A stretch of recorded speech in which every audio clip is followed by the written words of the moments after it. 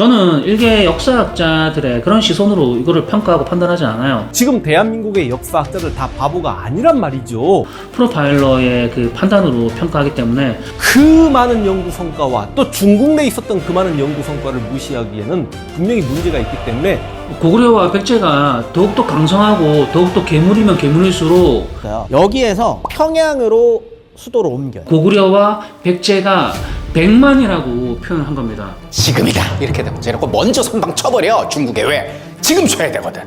보통은 전쟁에 투입되는 군대는 60% 정도, 50%에서 한 60% 정도가 이 전쟁에 투입되는 인원이라고 할 수 있는 겁니다. 코번이 있으니까 지금 전 먼저 쳐버렸다니까. 무무왕이 왜 미적미적하면 안 되거든.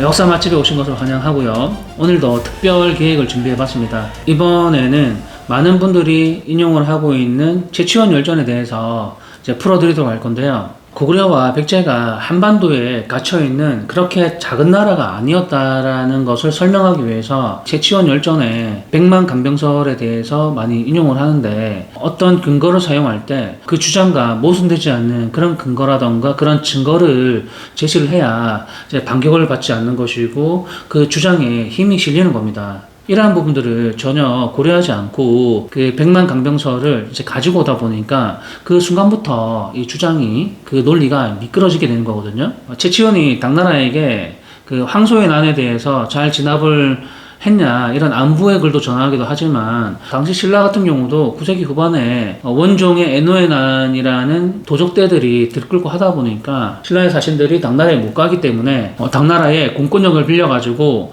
통행증과 호송 인력들을 보내달라고 그렇게 당나라 태사시중에게 그 편지를 보냈던 겁니다. 이게 이 편지의 본질인 거예요. 채치원의 입장에서는 그런 호송 병력들이라던가 그런 물자들을 이제 받아내야만 하는 그런 입장이었던 거예요. 엎드려 바라올 건데 태사시중께서는 구복 큰 은혜를 내리시어 특별히 수륙의 통행증을 내려주십시오. 지방 관청으로 하여금 선박과 식사 및 원거리 여행에 필요한 나귀와 말과 사료를 공급하도록 하시고, 아울러 장수를 뽑아 호송을 감독하여 황제의 수레 앞에 이르게 하여 주십시오. 라고 이렇게 편지를 쓴 겁니다. 태사시중의 마음을 움직이게 하려면 과거에 신라가 당나라를 위해서 얼마나 큰 공을 세웠는지, 이러한 부분들을 수나라라던가 이 당나라, 이 황제국을 괴롭혔던 이 마한과 변한의 그 고구려와 백제를 굉장히 큰 괴물로 묘사를 해야만이 신라가 당나라의 편에 서서 그 괴물들을 물리쳤던 그런 공이 커지는 거지 않습니까? 그래서 고구려와 백제가 100만이라고 표현한 겁니다. 이런 100만의 큰 괴물로 묘사를 했던 거예요. 이렇게 과장을 해서까지. 고구려와 백제가 더욱더 강성하고 더욱더 괴물이면 괴물일수록 그 백제와 고구려를 잡는데 그 길잡이가 되었던 그 무열왕릉의 그 공로와 그 신라의 그 업적이 굉장히 빛날 거 아닙니까? 그렇기 때문에 고구려와 백제를 크게 묘사를 해야지 이 곡식과 이 낙이라던가 그 통행증이라던가 호송 그 인력들을 받을 수가 있는 거 아닙니까? 그래야지 그 태사시중의 마음을 얻을 수가 있는 거예요. 맞죠? 이 100만 강병설을 얘기를 하려면 이러한 그 전후 맥락을 잘 따져가면서까지 왜 이런 얘기가 나왔는지 그 부분을 이제 이해를 하고서 사용을 해야 되는 겁니다. 분명히 제가 분석을 했지만 그 사서 기록대로라면 그 백제의 인구는 어느 기록에는 73만 호가 있고 어떤 기록에는 76만 호가 있는데 뭐 거의 비슷하니까 한 75만 호로 잡고요. 그리고 당평 백제비는 620만 호로 되어 있습니다. 실제로 전쟁이 일어나기 전에는 조금 더 많았을 수도 있습니다. 백제의 그 주민들이 막 이주하고 했을 테니까. 그런데 대략적으로 620만이라 한다 하더라도 전시에는 그 인구 대비해가지고 한 4%를 제가 본다고 했잖아요. 그러면 25만 정도가 백제의 그 총 군사력이라고 볼 수가 있는 거고요. 고구려의 전성기 시절 때 고구려의 총 군사력은 저는 50만 정도를 보고 있습니다. 왜냐하면 고구려는 수비하는 입장에서 그 성 앞에 그 주력군이 이제 30만이고 또 이제 내부에 수비병이라던가 주둔하고 있는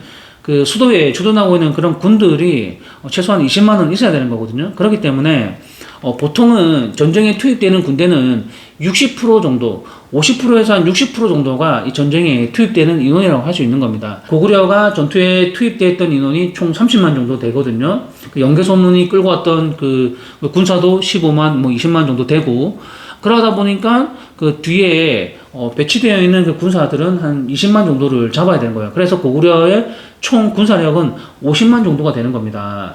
그래서 이제 백제의 그 군사력과 총 합치면 한 80만 정도가 되는 건데, 그거를 조금 더 부풀려가지고 100만이라고 얘기를 한 거예요. 이게 최치원 열전의 고구려 백제 그 강병설의 그 실체입니다. 한번 이 최치원 열전의 그 전체적인 부분들을 읽어보시고 제 말이 맞는지 안 맞는지도 한번 살펴보세요. 그러면 하실 겁니다. 백제의 그 군사력이 100만이 되려면 백제의 인구는 2천만에서 2,500만이 돼야 돼요. 그런데 그 소정방이 백제를 침범할 때 그 100만의 군대는 다 어디 갔어요? 어디 갔어요? 그 당나라처럼 보통 그 손인사를 보내가지고 40만을 보내거나 50만을 보내거나 이렇게 해야 되지 않습니까? 100만이 있으면. 그런데 근초고왕 때 고구려를 치는데 군사가 몇 명 있었어요? 3만이잖아요. 3만의 군사로 고구려를 치기도 하고 그 전투를 하는데 2만 3만으로 움직이지 않습니까?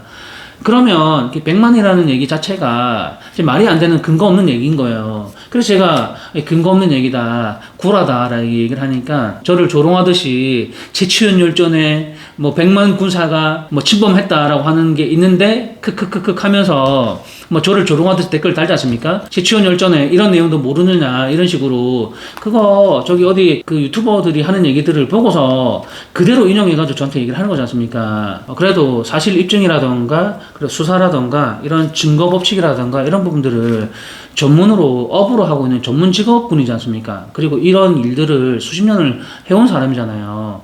이런 훈련이 되어 있는 거지 않습니까? 역사를 호기심만 가지고서 지명 몇 개 그 조합해가지고 그걸 역사라고 하는 그 역사 유튜버하고 그 비교를 하면 되겠어요? 결론이 무엇이냐면 이런 전후 사정들을 살펴보지도 않고 무턱대고 최치원 열전에 100만 강병설을 주장을 하게 되면 주류 강단에 비웃음거리밖에 되지 않는다는 부분들을 이제 참고하시면 좋을 것 같습니다. 두 번째로 최치원은 지금까지 300여 년 동안 한쪽 지방이 무사하고 넓은 바다가 편안하니 이는 곧 저희 무열와 대왕의 공로입니다 라고 했거든요. 그토록 당나라를 괴롭히던 고구려와 이제 백제였는데 우리 신라 덕분에 당나라의 그 대륙 동쪽에 한 지방이 300년 동안 무사한 게 우리의 공로가 아니냐, 그러한 내용을 이제 얘기를 하는 거예요. 그런데 엄밀히 따져보면 이 300년이라는 이 내용도 사실은 과장된 거지 않습니까? 660년부터 전쟁을 했는데, 그러면 최치원이 이제 편지를 쓸 때가 893년, 895년 이때지 않습니까? 그러면 230년 정도밖에 안 된 것이고, 김춘추가 이제 외교 활동을 하던 240년대로 한다더라도 당나라 사람들이 걷는 걸음을 연습하여 선보여 드림으로써 우리 신라가 얼마나 오매불망 당나라를 그리워하고 많이 잡아도 250년이란 말이에요. 그러면 230년에서 250년인데 그거를 갖다가 300년이라고 퉁쳐버린단 말이에요. 이런 식으로 이제 과장을 한단 말이에요. 우리가 300년이라는 시간 동안 그 우리의 공로와 업적이 큰 것처럼 보인단 말이에요. 여기에서도 이제 최치원이 과장을 한 부분들이 반올림해가지고 과장한 부분들이 이제 보이는 장면들입니다.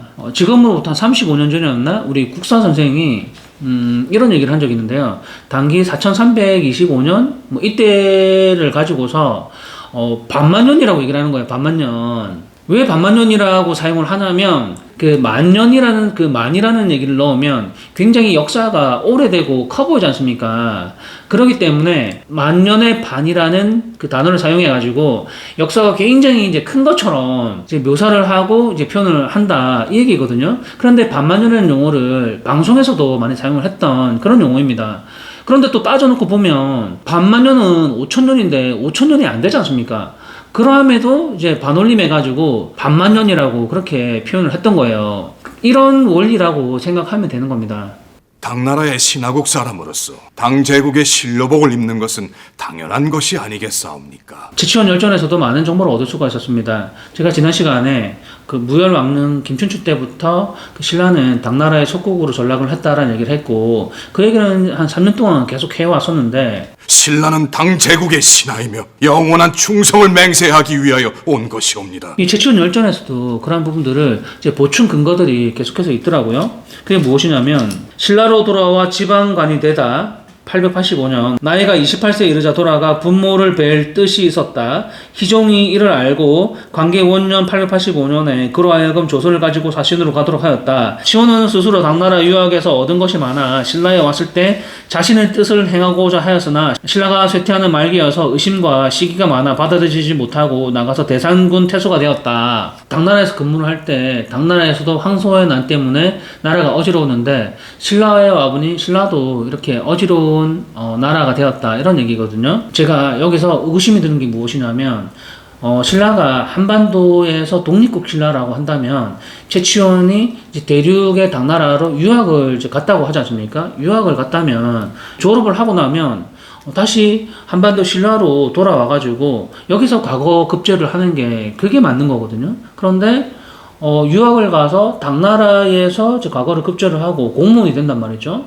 그런데 희종이라고 하면 이제 황제지 않습니까? 황제의 사신이 되어가지고 신라로 돌아옵니다.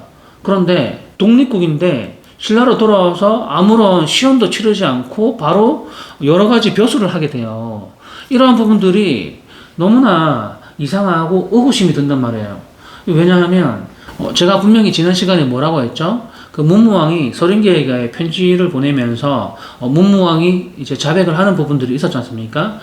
신라는 이미 당나라의 한 주임으로 두 나라로 나눈 것은 합당치 않다. 바라건대 하나의 나라를 만들어 길이 뒷날의 근심을 없게 하자라고 하였습니다라고 하는 문무왕의 그 편지가 있었지 않습니까? 문무왕이 그냥 일개 사람도 아니고 신라의 왕입니다. 왕이 이런 얘기를 했다는 것은 굉장히 의미가 큰 거예요. 그런데 치오는 스스로 당나라에 유학을 가서 얻은 것이 많아 신라에 왔을 때 자신의 뜻을 행하고자 하였으나 신라가 쇠퇴하는 말기여서 이제 의심과 시기가 많아 받아들이지 못하고 나가서 대산군 태수가 되었다. 아무런 절차도 거치지 않고 이제 대산군 태수가 된 거예요. 이 얘기는 당나라가 이제 본국이고 신라가 그 내부에 포함되어 있는 한 주라거나 아니면은 속국기라고 한다면 이 중앙에서 과거급제를 했는데 그 지방행정 그 한 주라던가 그 번국에 가가지고 또 따로 다시 시험을 칠 필요가 없다는 얘기입니다. 이 인사권은 어디에 있는 겁니까? 당나라에 있는 거거든요. 그렇기 때문에 따로 시험을 칠 필요가 없는 거예요. 그 문무왕의 그 인사권은 어디에 있습니까? 당나라에 있는 거예요. 그렇기 때문에 문무왕의 그 직위를 삭탈을 할 수가 있는 거고, 그렇기 때문에 당나라에서 과거급제를 하고 그 당희종의 사신으로 온 최치원이 다시 신라로 와가지고 다시 또 공무원 시험을 친다는 거는 행정상으로 이제 현실적으로 성립할 수가 없는 그런 시스템인 거예요. 당 제국의 신하고 신라의 사신이 맞싸웁니다. 지금까지 300여 년 동안 한쪽 지방이 무사하고 넓은 바다가 평안하니 이는 곧 저희 무열대왕의 공로입니다 라고 얘기를 했거든요. 선동여왕도 아니고 하필이면 이 모든 게 무열대왕의 공로라고 합니다. 무열대왕의 공로. 당나라의 한쪽 지방이 무사하고 평안하다라는 얘기는 어디를 가리키는 겁니까? 그 대륙 동쪽에 있는 그 신라를 가리키는 거 아니에요? 엎드려 바라올 건데 태사시중께서는 국어 큰 은혜를 내리시어 특별히 수륙의 통행증을 내려주십시오. 지방관청으로 하여금 선박과 식사 및 원거리 여행에 필요한 나귀와 말과 사료를 공급하도록 하시고 아울러 장수를 뽑아 호송을 감독하여 황제의 수레 앞에 이르게 하여 주십시오라고 합니다. 지방관청이라고 합니다. 대산군, 자신이 근무하고 있는 대산군 태수인데 자신이 당나라의 지방관청이라고 이렇게 표현을 하고 있습니다. 그렇기 때문에 당나라에다가 이런 부분들을 이제 요청을 하는 거예요. 같은 나라라고 얘기를 하는 겁니다. 당나라와 신라는. 그때가 언제부터냐? 무열왕 김춘추 때부터다. 그 얘기를 제치원이 이제 이렇게 돌려까고 있는 거예요. 자기가 힘이 없으니까 당나라를 끌어들여서 백제고구려를 멸망시키고, 그래도 힘이 없으니까 고구려하고 백제를 끌어들여서 당나라를 내쫓아버리고, 그리고 딱 욕심 부리지 않고 거기서 딱 끊어버리고, 이런 외교가 뛰어난다. 신라가 삼국 통일을 한 게 맞나요? 엄밀히 따지면 신라는 당나라에 편입된 거고, 그 편입된 게 아니라 하더라도 신라는 그 삼국을 통일한 게 아니라 그 백제의 폐강 이남 땅만 먹은 겁니다. 신라는. 그런데 어떻게 해서 이게 삼국을 통일한 신라의 무열왕이나 김범민 문무왕이 나올 수가 있는 겁니까? 세 번째 프로파일링 들어갑니다. 이 최치원 열전에서는 이 최치원이 근무하고 있는 이 신라가 한반도 신라가 아니라 대륙 신라임을 최치원 열전에서 밝히고 있습니다. 저는 일개 역사학자들의 그런 시선으로 이거를 평가하고 판단하지 않아요. 프로파일러의 그 판단으로 평가하기 때문에 한번 함께 보도록 하시죠. 중화 2년 882년에 입조사 김직량은 반란이 일어나 도로가 통하지 않아서 결국 초주 해안에서 여기저기 헤매다가 양주에 이르러 황제의 수레가 촉지방에 행차하신 것을 알았습니다. 초주가 어디냐면 한반도에는 없는 지명이고요. 양조시 바로 위쪽에 있는 곳이 바로 초주라고 하십니다. 양조시가 어디다? 양주잖아요, 양주. 지난 시간에 얘기했지만 양주절도사 양조시는 이 장대한 당성 안에 최치원 기념관을 건설했다. 이곳은 최치원이 도통순관이라는 직책으로 4년 동안 근무했던 곳이기 때문이다. 에게 얘기해서 3만의 그 군대를, 신라의 3만의 군대를 이제 파병을 하지 않습니까? 그 양주고, 그 양주 바로 위에 이제 초주가 있는 거거든요. 그 구글 어스라던가 그 중국에 있는 그 지도에다가 초주라고 한번 검색을 해보세요. 어디가 나오는가? 딱 한 군데밖에 없습니다. 양조에서 대운하를 따라 뱃길로 2시간 거리에 있는 리수이현. 이곳에도 최치원 동상이 있다.